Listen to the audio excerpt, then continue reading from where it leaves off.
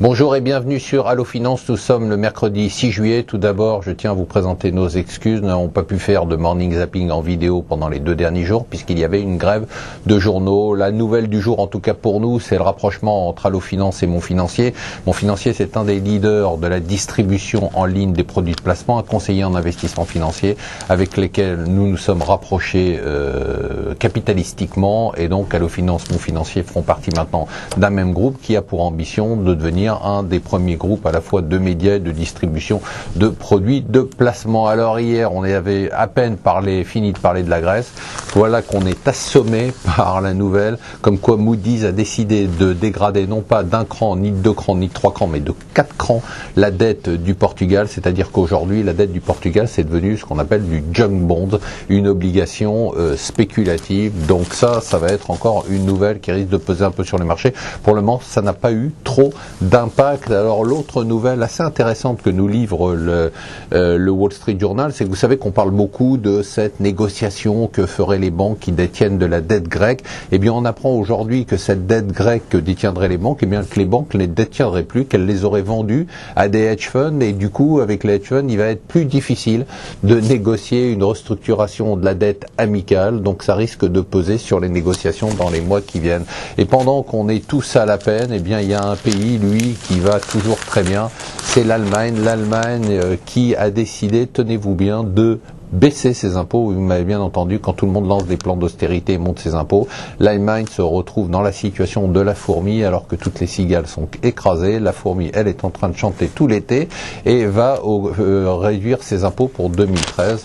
Tant mieux pour eux, alors tant pis pour les PME, des chiffres qui sont tout simplement hallucinants. Les Échos parlent d'opération vérité sur les PME, le CAC 40, un rapport du rapporteur général du budget, Gilles Carrez, qui donne des chiffres tout simplement hallucinants de fossé de paiement d'impôts entre le CAC 40 et les PME. Ce sont les PME qui payent finalement l'impôt sur les sociétés. Le CAC 40 ne paye sur les dernières années en moyenne, les entreprises du CAC 40, malgré des profits qui ont été records, ne paye que 86 millions d'euros d'impôts par an. Et si on ramène ça à chiffre d'affaires en France, puisqu'on nous dit souvent qu'elles ne payent pas d'impôts en France, c'est normal parce que leur activité est internationale, mais si on ramène ça quand même à leur chiffre d'affaires en France, elles ne payent que 0,4%. Il y a 20 points d'écart.